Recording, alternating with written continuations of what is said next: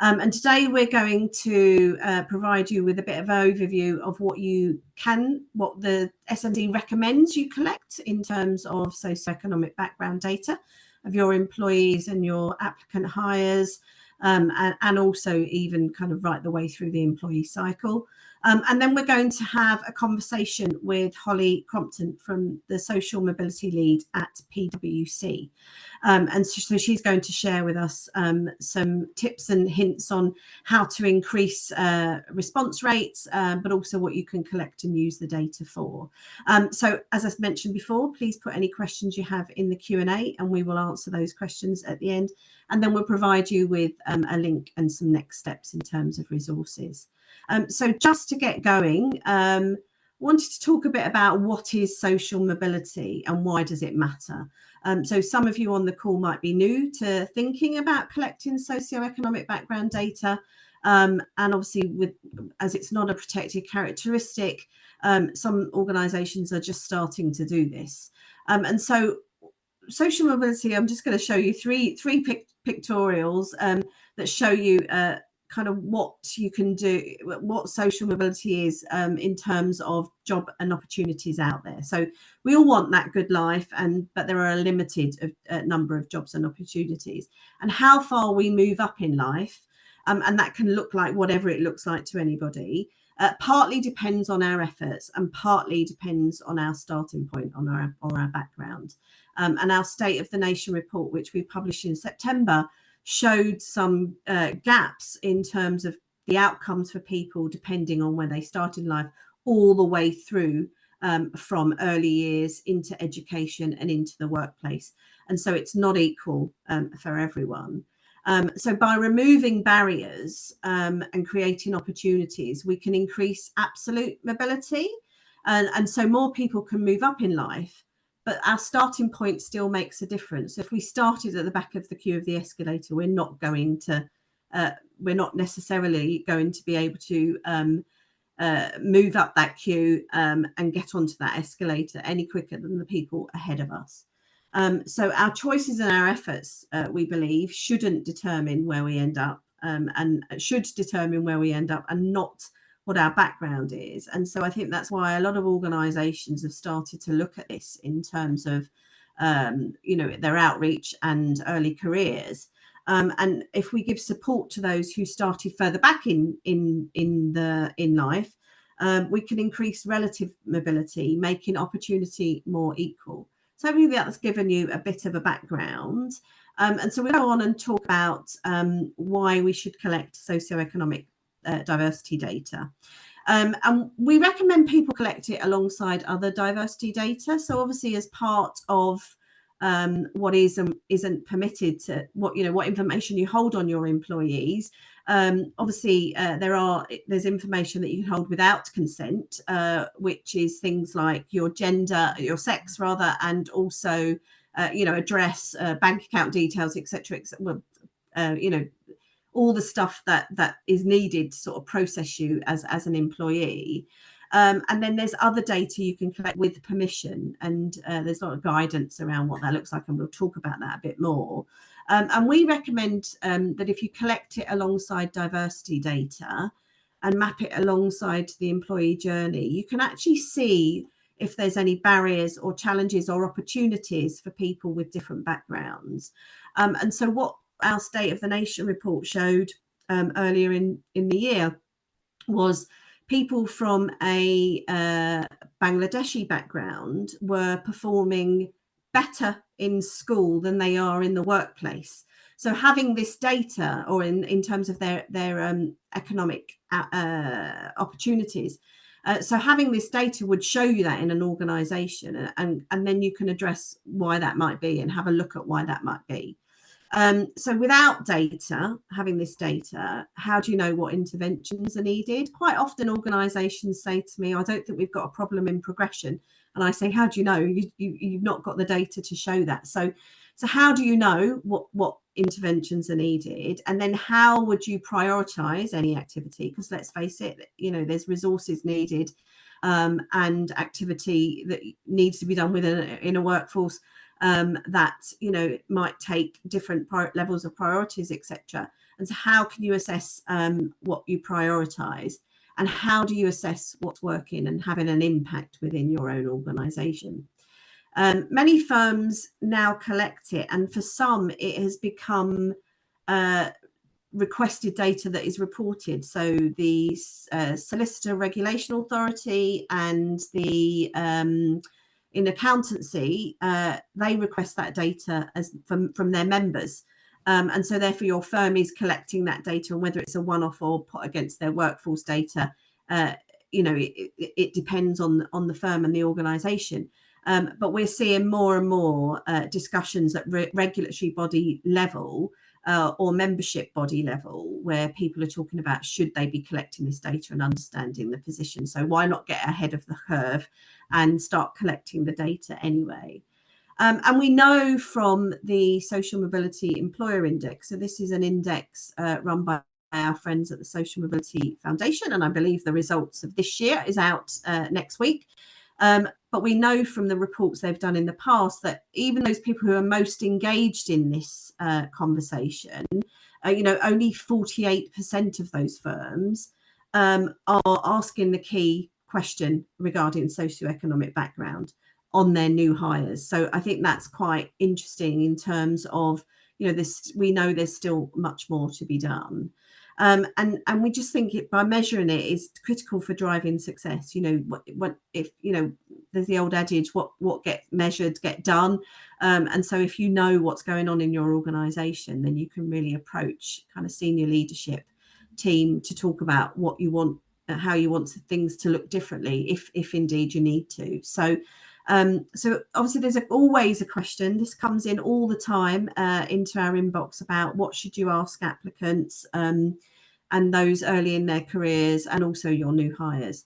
So there was some work done back in 2020/21 in terms of simplifying it. And if you're looking for any background on that, we do have, and we'll share afterwards, a link to show how that was simplified. And I know people still think it's quite challenging, and yes, I understand it is, but it was a lot more difficult. So the key occupational question was a lot more difficult. So before we get to that, we are going to just get you engaged and thinking about what you already collect. So my colleague is going to start a poll. We've got two quick questions. So the first question I'll read out for anybody who is is dialing in and doesn't have the screen. So the first collection is, do you collect socioeconomic background data? And you've got a single choice there, and you can say yes for new hires only, yes for early careers only, yes, we collect it anonymously, annually or biannually, but it's not part of our HR system. Yes, we collect it for all staff on our HR system, or no, we've not started collecting this data. So we've got a number of people coming in. So if you could quickly just answer there, I'll give you a few more seconds. We've got about 75% of you who have voted so far. And what we see is that we've got a good percentage, 42% of you collect it for all staff on your HR system. But we have, and understandably so, we have got a number of people that don't already do it, which is obviously why they have joined us. So that's around 34%. And I see that there are about 10% of people who just collect it anonymously. And therefore, you have a snapshot view of your firm, but you don't have any longitudinal data that you can look at in terms of the life cycle of an individual. Or specific to kind of outcomes for that individual. So if we could go on to the next question, please. And again, I will read out the questions.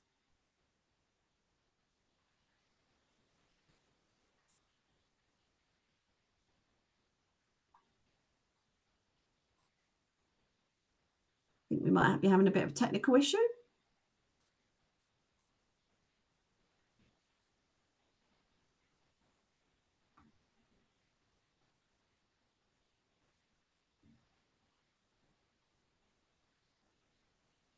Can we have the second question?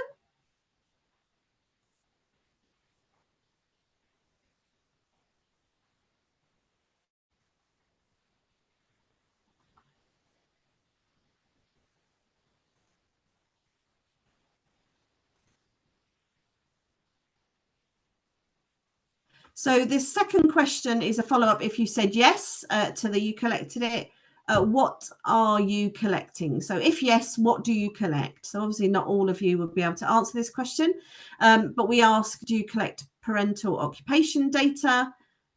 Is anyone a recipient of free school meals? The type of schools attended, parental highest level of education, or any other, which might be something like postcode of birth or where do you live? So we've got around 58% of you voted, which is probably roughly around the right amount of people who had said yes, they collected anyway. And so great to see about 55% of you who do collect the data collect the key question that the SMC recommends, which is parental occupation data, and that many of you, 10, 13% collect other data, which we'll discuss how that helps you. So thank you for participating in that. And we will move back to the slides.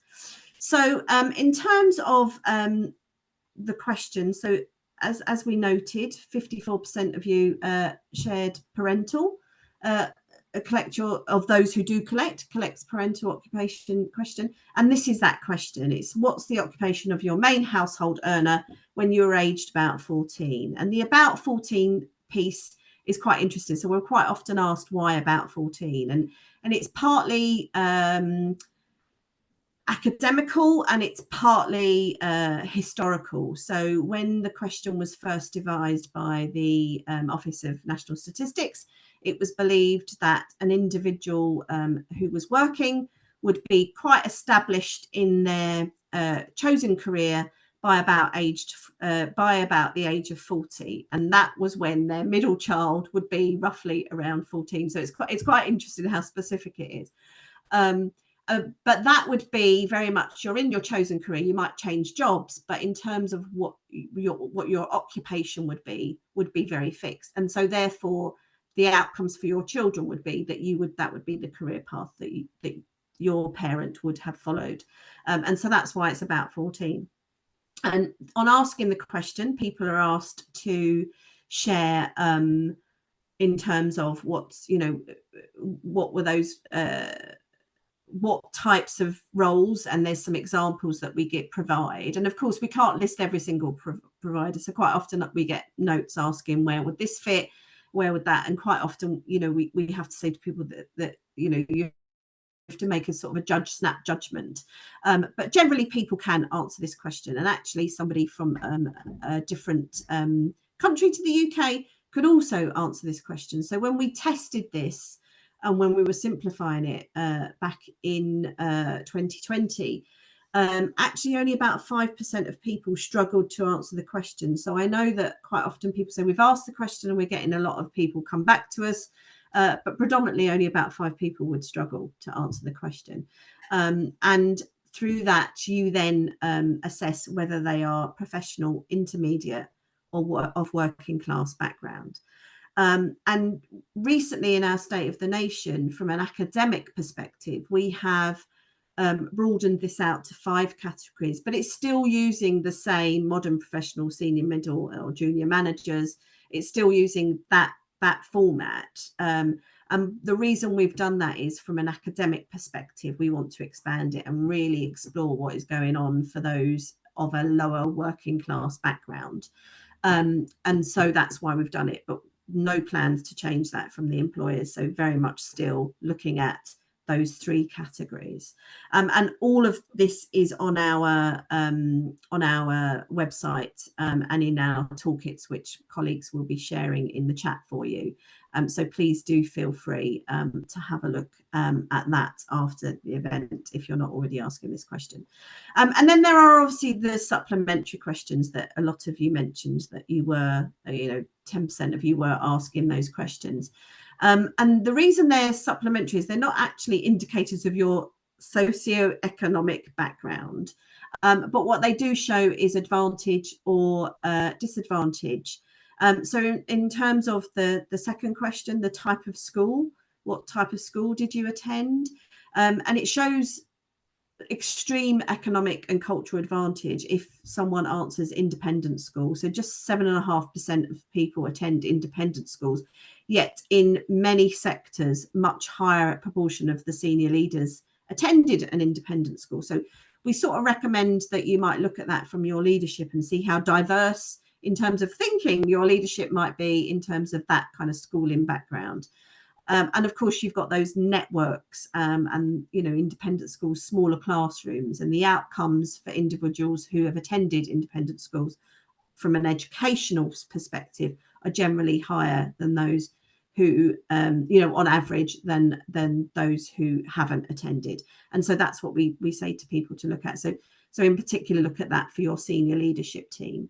And then the second question is free school meals. And again, we're often asked why 1980s. 1980s when the Education Act came in, and it meant anyone growing up before the 1980s were very likely, most people were getting free school meals, and it wasn't linked to your parental income or benefit, sorts that your parents being on any sort of universal credit or whatever the equivalent was back in 1980. And this shows a measure of extreme economic disadvantage. It's roughly around 15% on free school meals. I think it has gone up slightly during COVID. And generally, we would say as well, ask for it to be secondary school, because quite a number of local authorities are starting to offer free school meals in primary schools to every child. And I know that's especially true in the boroughs in London where I live. So and that could be the same for many others. So it's secondary education.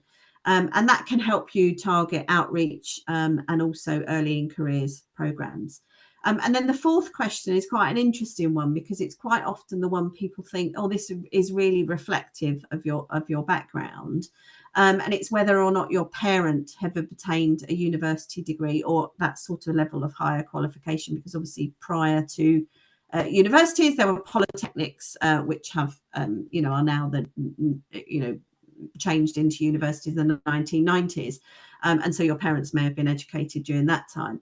And actually, it's the 68% survey that took a piece of research that took place in 2020 showed that 25-year-olds leaving university education were 68% of them were first in family to go to universities. So it's actually a majority figure rather than a minority figure. So therefore, we do recommend maybe look at that in terms of anyone entering your early careers or graduate or apprenticeship schemes, because they might, they may not have had the opportunity to ask their parents about navigating any graduate programs or what that might look like. So that's where you might be able to offer support for those individuals. So I'm just going to go on to the next slide, where I'm just going to talk about improving response rates, and we'll also be talking with Hollie about this as well. So the quality and value of the data you collect depends on a high response rate. Because it's not mandatory, obviously you do need to do some work around collecting if you're not already collecting, or improving your response rates. And I often say to people, it's actually it's not a data collection campaign. It's absolutely a communications campaign that you need. So you need to kind of be setting that goal and talking about setting that goal within your organization, so people understand why you're collecting this data. And so setting the goal that you want to be a more socially diverse and inclusive workplace really helps drive this conversation. If it's part of your D&I strategy, then people can understand why you're asking this question. So socio-economic background question have traditionally not been asked in the past. The Equality Act came into place in 2010. People are more used to answering questions such as ethnicity, gender, sexual orientation, disability, because of the Equality Act, and haven't necessarily been asked questions about socioeconomic backgrounds. So quite often you'll hear people say, I find it very intrusive. But there's research to show, that was carried out by the Bridge Group, that it's no more intrusive than being asked about your religion or your sexual orientation. It's just you're more used to being asked that. And if anyone was in the workplace 10 years ago, you know, have a think about, would you have ever asked colleagues what your sexual orientation was? And expected colleagues to answer it on a survey? That very unlikely. So it is just, you know, there's a question of people getting used to being asked this question. And I think if it's seen as part of your D&I strategy, that can really help. You can just be very clear about how it's to drive change. So you can use statistics. There's lots of research into, you know, what it means for your socio-economic background in terms of in certain industries where it's, you know, research has been carried out to show blocks to progression or challenges and barriers. So, you know, you can use other industries as guidance, really, if that research hasn't happened in your own industry. And then also, this is something that I realized more recently when I was talking to a friend of mine whose son was looking at apprenticeship programs, and she didn't really understand why she was being asked all these diversity and inclusion questions, and she felt that he would be penalized for being a white boy, quite frankly.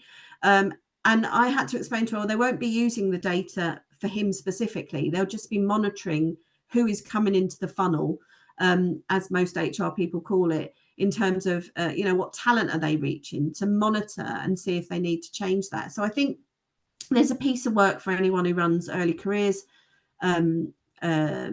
programs to think about how you're explaining to parents and to educators what you're collecting, what sort of data you're collecting and why, and what does it mean for that individual. And I think very much around the fact no individual decisions are made on that data. It's a monitoring process. It needs to be very clear on all your communications.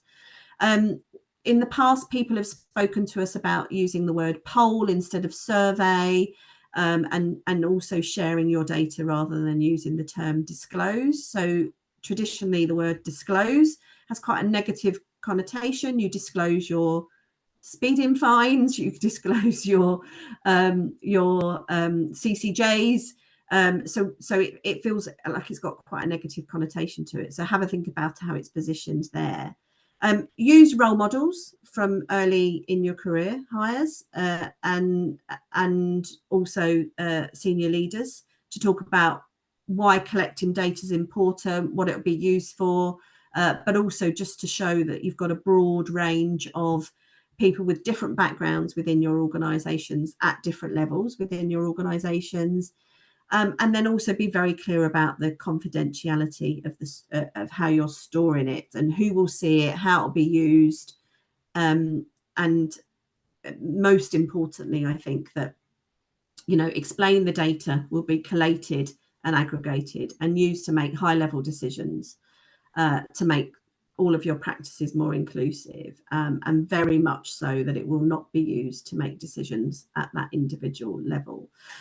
So that was a quick whistle stop tour. I'm going to go very fast there. No, go back to Hollie. And so I'm going to start a conversation with Hollie. So I'm just going to introduce Hollie, and then we will trying to stop sharing my screen, and then we'll go into some questions, and obviously keep questions coming in the chat as well. So Hollie Crompton is a social mobility lead at PwC. She joined PwC on an audit school leaver program, and she's actually been there 19 years now.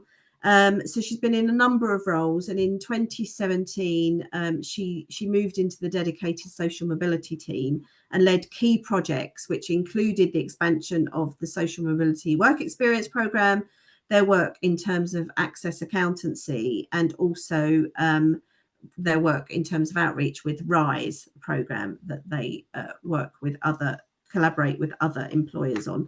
And also she's been instrumental in what we're going to talk about today in terms of increasing the level of data that PwC people have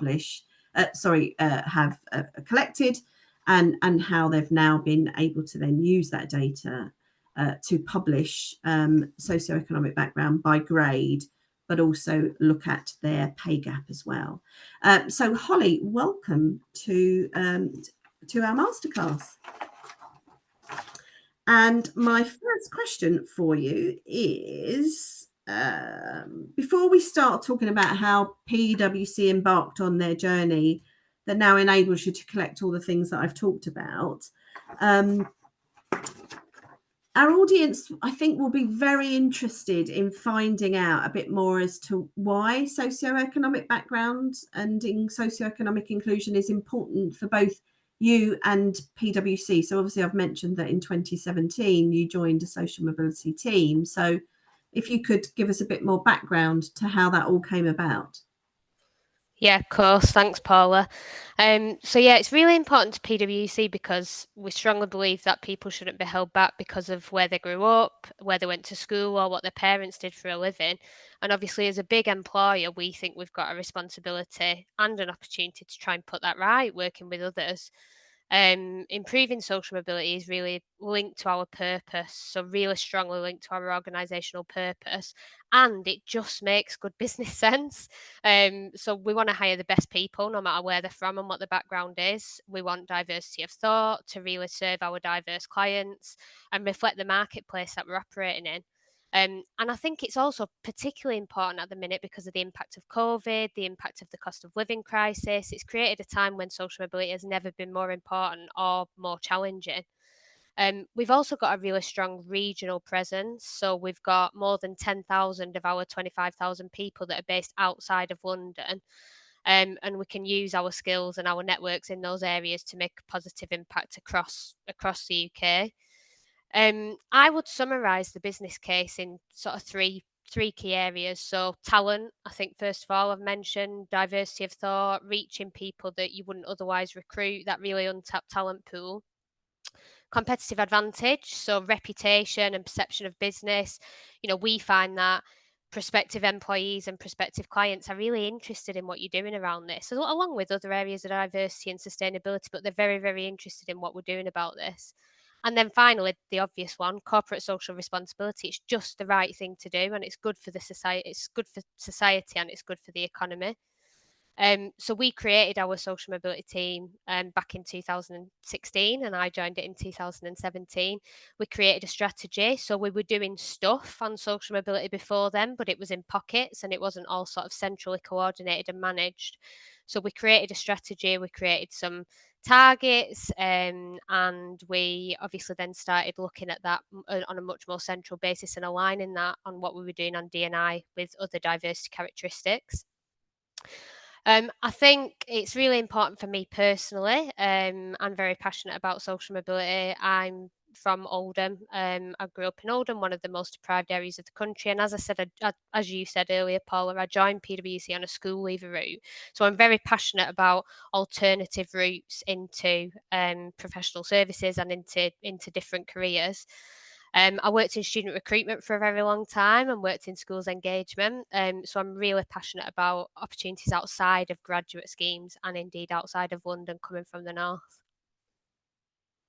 Brilliant. Thank you. Yeah, no, that's great. I mean, I think it is interesting in terms of, as you say, pockets of activity that have happened in organisation, and quite often people aren't quite sure whether social mobility sits in CSR or in the D&I team or whatever. So so interesting to hear you how you've brought that all together Yeah. within PwC, I think. So in terms of collecting data and the importance of collecting data, you've come a long way. And only a handful of organisations in the UK are now in a position to publish their diversity data by socio-economic background. When I say a handful, it's only a handful that have. Whether anyone else is ready yet to do that, I'm not sure. But we assume not. Otherwise, we presume not. Otherwise, I think they would have already started to publish it. So it would be great if you could share with us how you got started and what were the practical first steps, really. And what do you think other practical first steps that other organisations can take, regardless of their size or their resource or their sector? Yeah.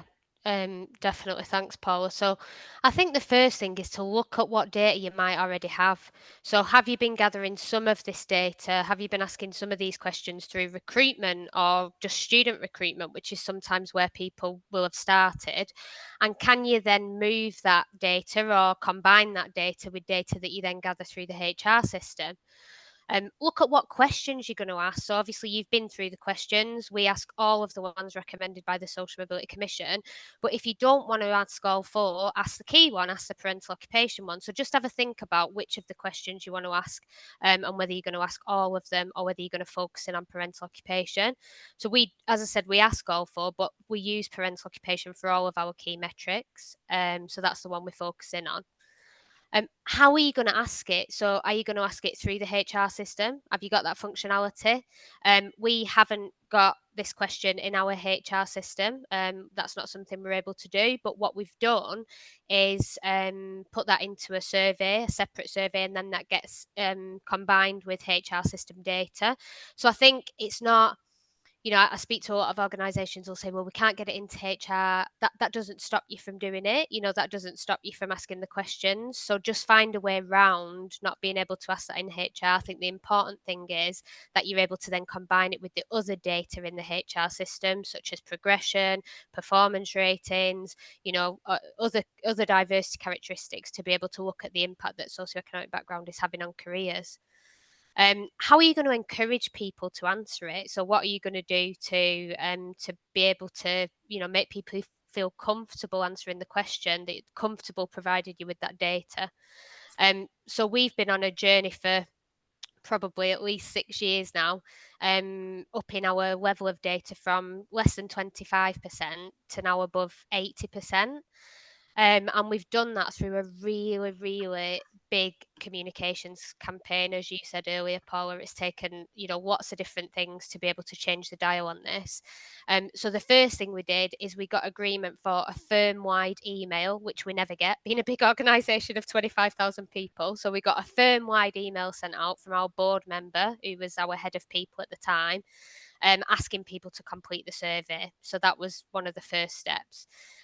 We've then linked back to the survey in every single social mobility related communication that we've done. So any story that we do, anything about community engagement, outreach, we link back to the survey and say how people can help us to gather this data. We reassure people how it's going to be stored and how it's going to be used. So we're using it to make it a fairer place to work. We're not using it to make, as you said earlier, individual promotion decisions or individual recruitment decisions. And it's stored really, really securely. People don't have access to that data. There's only people with special data privileges that have got access to that data. It's all aggregated, all the reporting's done in aggregate. It's not used individually. And I think, for our work on diversity and inclusion, the data has really played a really powerful role in identifying key issues and trends among the workforce, testing hypotheses and identifying any appropriate actions and targeted interventions, and then measuring the impact that the actions have had in solving the problem. And I think the really sort of essential elements of our campaign were leadership and advocacy. So getting your leaders behind it. So getting our email sent out from our chief people officer, our head of people at the time, was fantastic. So they need to really reinforce the value of the data and why we need it and what we're going to use it for. Building the trust, so making sure that people can feel really comfortable sharing that personal information with you. Being transparent about how it will be used, as I've said, having consistency by sustaining that focus throughout the year. So don't just ask for it once a year. Make sure that you are referring back to it in any other communications about the topic of social mobility or socioeconomic diversity. Making sure that you're clear that it's being stored really securely. And making it meaningful. So when we did publish our pay gap, when we publish our data by grade, we'll say to our staff, this is how we can do that. Because you've provided us with this data, this is what's enabled us to be able to do that. So that then encourages more people to be able to provide you with that data as well. As you said earlier, Paula, making sure that you modify your language. So please can you share your data with us rather than please can you disclose your background to us, and always have an option of prefer not to share. So it's not a mandatory question. We have also, one of the key things that we've done is incorporated the survey into our compliance returns. So some organisations on the session might have a similar, either mandatory training every year or something like that. We call ours our compliance returns.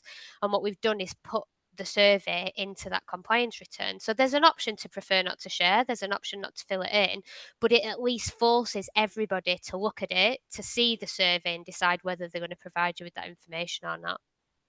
Brilliant, that's great. And I think we had Severn Trent, Neil from Severn Trent, talk to us about data. I think it was last year, and he said even if prefer not to say is your key answer, that tells you something. It tells you that people aren't ready yet. So what else do you need to do? So that's an excellent bit of advice. And I think also it has taken you some time. So there will be people on this call who think it is, it's a quickly people are going to collect, but I know when you and others published your first pay gap a couple of years ago, I was asked, shall we run a session on, publishing pay gap? And I said, I don't think we're there yet. I don't think enough employers have the knowledge of the backgrounds of their people to publish that pay gap. So it's good to hear that it's taken a bit of time, and hopefully people on the call will feel comforted by the fact that, it's not a quick fix, but there is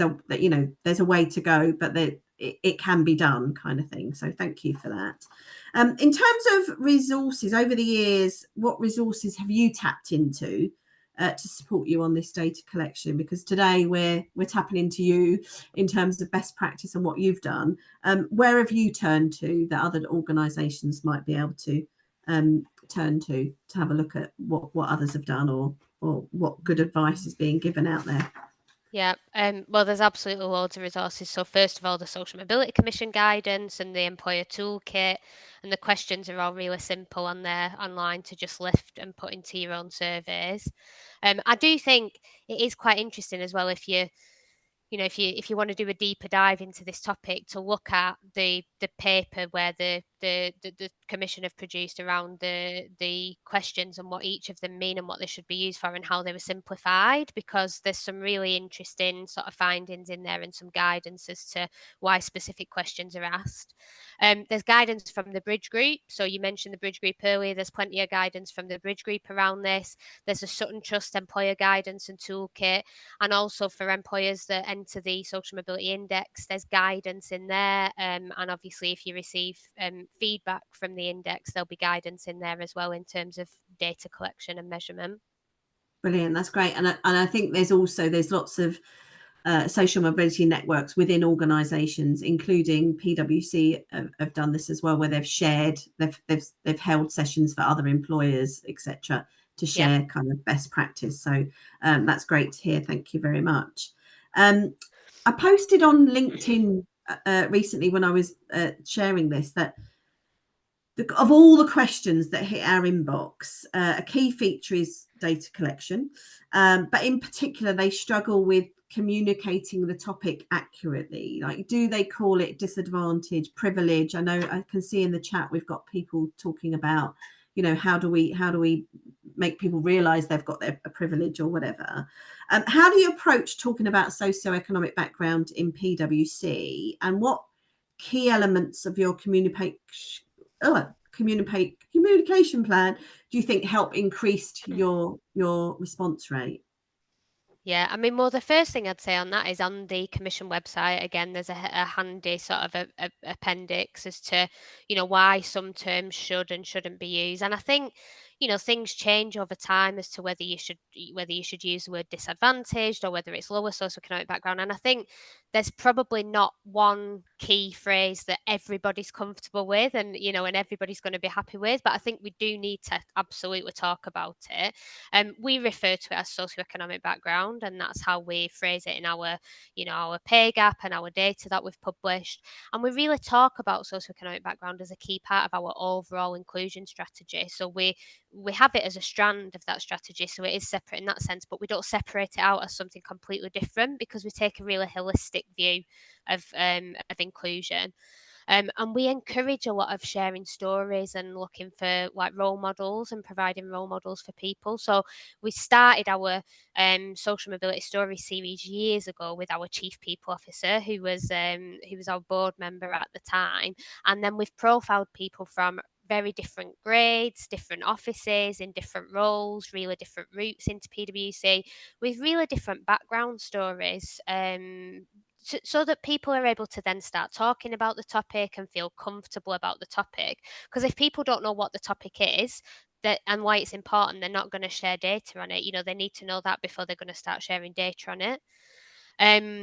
We ask people for the data and tell them why it's important in the same way that we would do with any other diversity data. So ethnicity, disability data, and we sort of do the communications in the same way, albeit obviously talking about a different topic. And we also use our social mobility network. So our social mobility network is our biggest people network, and we use them to really push out the message. I do also think it's important to educate your workforce on what the measures actually mean and what they should be used for. So you did a great introduction at the start, Paula, about what each of the measures mean, and that why the parental occupation question is the key question. I still get questions from staff internally around, well, what proportion of our staff in X area went to state school? And I have to explain to them that that in itself isn't a measure of socioeconomic background. That measure around school type should be used to look at extreme advantage and be used to look at your proportion of staff that went to private school compared to the national population. So it is about educating people, because I think, there's been different measures over time and people have had different views as to what each of the measures means. So make sure that you are educating people around why you're using parental occupation, why that's the most important one, and what the other measures can be used to look at as well. Yeah, that's brilliant, actually, because I think quite often people think it's quite, especially if you're an older worker, why is it important what your parent did? When you've had a career of 30 years and you've got yourself to where you've got yourself.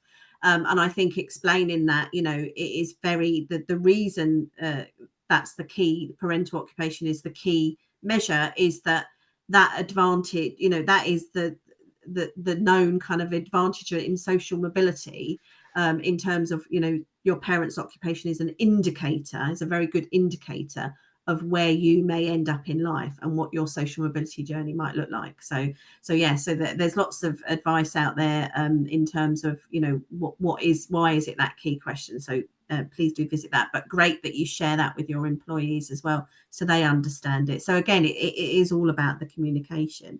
I'm just going to nip to the question, just while we're talking about sort of what questions you use, and the fact that people ask you about, what about your colleagues, who has been through a certain school system. Someone has asked, can you use question 4, which was about the graduates, if you don't have a graduate scheme? And I think that really goes back to kind of thinking about, well, what does it show you in terms of what is what is the measure here? And you can use it. You can ask all 4 questions, but without all the other questions, it means nothing, because there are 68% of people who are first in family to go to university. So I think that's a piece. Do you use that question for anything else apart from your grad scheme? We gather it, but I mean, I think that the guidance around that question, correct me if I'm wrong, Paula, is that it's more a measure of like educational and cultural capital rather than socioeconomic background. And I always think about the example of, if there were 2 apprentices who've progressed to partner at PwC and they had a child, that child would be first in family to attend university. But obviously they're absolutely not from a lower socioeconomic background, having 2 parents who might be partners at somewhere like PwC. So I think we use some of the other measures for some of like criteria for our programs, for example. So if we think about our work experience scheme, and we use the criteria that's recommended by Access Accountancy, which we're members of, which is a collaboration of employers aimed at increasing access to the profession for people from lower socioeconomic backgrounds. They recommend specific criteria for access onto work experience schemes. So we would use the answers to those questions for things like that. And we're interested in them, and we like to look at the proportions within the workforce, but we don't use it as a measure of socioeconomic background like we would do with parental occupation.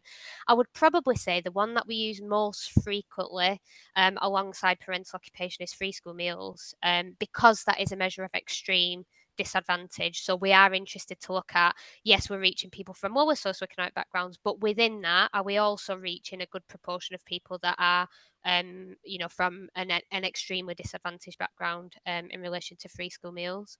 Yeah, brilliant. Thank you for clarifying that. So in terms of, you've collected this data, and it's critical, but obviously it's not the end part for any of it. It's just the first step on a very long journey, really. What really makes that difference, I think, is all colleagues in your organisation interpret what the data tells you and understanding what needs to be done to sort of make that positive change. Now you've published targets by grade. How did you get to that stage, and what more would you like to be able to do with it? Yeah. So I think, I think it's taken us a long time to get the data that we wanted to get. And what I don't want to do is put any organisations on this session off taking action straight away, because I think we all know there's an issue. Even without having the individual data for your organisation, we know that there's an issue with social mobility, and we know that there's things we can do in organisations to help address that at a more like generic level. But once you've got the data, you can take some real targeted actions and look at specific interventions. So you might be able to see from the data that there's issues in particular areas of your business or at particular grades. The Bridge Group actually say that you need about 60 to 70% disclosure to be able to do like a really meaningful analysis of the data. So that's what we were aiming for. We've managed to get higher than that now with over 80%. But that's the level that you need to be at to be able to do a really meaningful analysis. And since we've had our data, we've done like a number of different reviews on it. So we've looked at the data by grade and by line of service, which is our word for business areas. It does tell us that we have a better representation at the more junior levels, and that actually, the representation is lower at like senior manager and director level. We've looked at the impact of socioeconomic background on careers with University College London. So we've been working with them on a project to look at the impact of that on careers at PwC. And we've done some more qualitative research now more recently with a couple of organisations, Britain Thinks and King's College London, which will inform our updated social inclusion strategy next year. So we gathered quantitative data and had a look at that. And now we're working on much more qualitative data to look at how do people actually feel about their experiences of, socioeconomic background and class in the workplace, and using that to inform our updates to our social inclusion strategy, which will come out early next year. We also look at the data intersectionally with gender and ethnicity as well. So I think that's something that, organisations aren't able to do without the data, and they're not able to do earlier on, but it helps you to look at what is the impact jointly of those different characteristics on someone's career. Our targets that we've set, we work with our workforce team, and they did some very clever statistical analysis and flow rate analysis to be able to predict if we did nothing, where would we be? What needs to change to get us where we want to be, and what's realistic and achievable but stretching for us. And that's how we've been able to set our targets by grade. That's brilliant, thank you. And it's great to hear. I know not everyone will necessarily have the access that an accountancy firm has to these data analysis, but absolutely great to hear what you're doing there. And you touched a bit on intersectionality, and I noticed there's a question in the Q&A that says, while appreciating there are intersectionality opportunities across characteristics, how have you successfully brought together the activities your social mobility team undertakes alongside the likes of ethnic minorities or disability, etc.? Whoever has asked the question says, we often find silo work in promoting interests specific to them. So have you got any kind of activities that you've done as joint activities or? Yeah, I think the thing I always think is it's not one or other, you know what I mean? And I think there's a danger when people look at certain diversity characteristics that the focus moves from gender to ethnicity to socioeconomic background and back, you know, and back to the others. So I think we do need to look at it holistically, and we work really closely with the likes of our student recruitment team and our employee resource groups, our people networks, to make sure that they are collaborating. So within the student recruitment team, we've got a dedicated like diversity lead who looks after all the diversity programs. So they're not just working on like the work experience for students from lower socioeconomic backgrounds, or you know, our Black Talent in Business program, which is an undergraduate program specifically aimed at Black students, or our Women in Business program. They're looking after all those diversity programs. So they're able to make sure that we're not just working in silo on those. And I think with the people networks, like getting them to collaborate and speak to each other is a big part of that, and realizing that actually some of the challenges that we need to overcome to address the issue of social mobility and socioeconomic diversity, we might be able to take some similar interventions to what we might have already done on gender and ethnicity. So learning from what you've already done on those areas of diversity is really important as well. Yeah, brilliant. That's great. And actually, in terms of who asked the questions, maybe also think about kind of setting your networks sort of tasks to work together, and really think about what their objectives are. So yes, it's a voluntary network, but actually putting some framework around it for them, because that will also help them understand what they want to do and what they want to get out of being part of the network. And I think that then helps them not work so much in silos. They do start thinking about how they can do cross activity. So thank you for that. Challenges and successes. So in terms of when you first published your socioeconomic background and bonus gaps, you know, a lot of people in that year weren't even collecting the key question. And it's very clear that you're significantly further forward in your journey than many others. What have been some of your greatest challenges to date? And also, where have you seen successes? Yeah, so I think the biggest challenge is getting enough data. Like, and as I said, it's taken us a while to be able to get to that stage, and I think it's difficult for an organisation of any size. You know, there's probably pros and cons with being a big business. If you've got 100 people, you know, it might be easier to get those 100 people to answer the question, but there'll be challenges in other areas on addressing the issue. So I think probably that is the biggest challenge that we're facing, getting people to actually answer the question, getting people to understand why it's so important that we have the data. And the other challenge I would say is the fact that we haven't, which I know is a challenge other organisations face, is that we haven't got socioeconomic background data in the HR system. But as I said earlier, I don't think that's a reason not to do it. You know, I don't think that's a reason not to gather the data and not to use it, because it can be gathered in other ways, even if it's just as a small organization, you know, launching a survey, launching a Google survey. As long as you put a unique identifier on that, that means that can be linked back to the other data in HR, because I think that's the really key thing. You know, you don't just want to do a one-off anonymous survey, because that doesn't allow you to see then what impact that characteristic is having on people's careers. It doesn't allow you to look at promotions, it doesn't allow you to look at progression and performance ratings, anything else, pay, bonus. So I think just making sure that you're gathering it, however you do that, it can be challenging, or more challenging if it's not in HR, but it can be worked around. And I think the other thing that's been a really big success for us is getting that data, getting that survey into our compliance returns, because even though the survey isn't mandatory, people have to go in and look at it. And actually, once you're in there and looking at it, and we've got a bit of blurb at the top around, you know, why it's so important and what we're going to do with it, why wouldn't you answer, even if you tick prefer not to share? So I think if you can get it into something that everybody has to have a look at and has to see, obviously, you know, you can't force them to answer it, and nor should you, but you can at least get their attention to the survey and try and encourage an answer. Brilliant. That's great. And I noticed we had a question in the chat that said, can you make it mandatory even if you prefer not to say? And I don't think you can make it mandatory, but you can, as you say, force people into kind of landing on that page at some stage, or that repetition of showing it, why would they then not, and explain why you want it, why would they then not do it? So that's great, thank you. I'm going to take another question from the floor and then do a wrap up. Someone has said we're quite good at I think you may have answered this, but you might have something you want to add. We're quite good at gathering our, and that's in capitals, gathering our social mobility data, but not so good at what can we then do with it. How have PwC used the data they've gathered to make meaningful change in their organisation? Are you able to share any of these changes?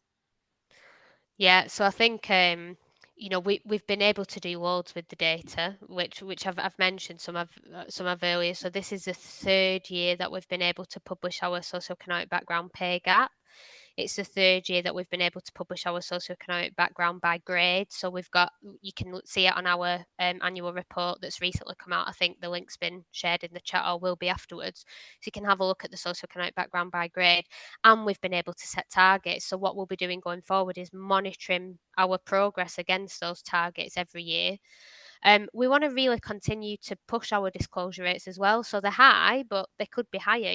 We could be on 98%, 99% disclosure. So we want to make sure that we're continuing to get those higher.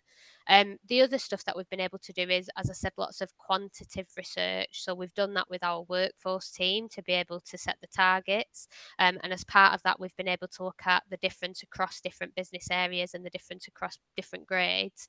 And we've done that with University College London, looking at the impact of socioeconomic background on careers. So we know where we want to make targeted interventions. I think what will help us to really develop further our social inclusion strategy, as I said, is that qualitative data now. So looking at that qualitative data alongside the numbers that we've got and the percentages that we've got, looking at that qualitative data around people's feelings and thoughts around this. And that's an approach that we've taken with other areas of diversity as well. So we know it works. And that's what will be used to really inform the update to our social inclusion strategy. So thinking about, how do we create a culture where everyone feels welcomed and like they fit in? How do we allocate work across our business areas? We've been able to hire a specialist social mobility inclusion manager within our diversity and inclusion team to be able to look at all of this and develop new initiatives for our social mobility inclusion strategy.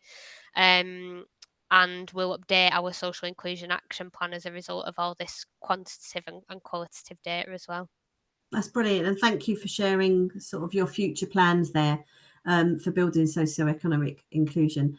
I think that's it. I think we're actually out of time, so I just want to thank you, Hollie, for sharing. And we've had some great questions in the chat, and if you haven't posted anonymously, we will take those questions away and have a look and come back to you, and obviously share some of those thoughts as well with Hollie.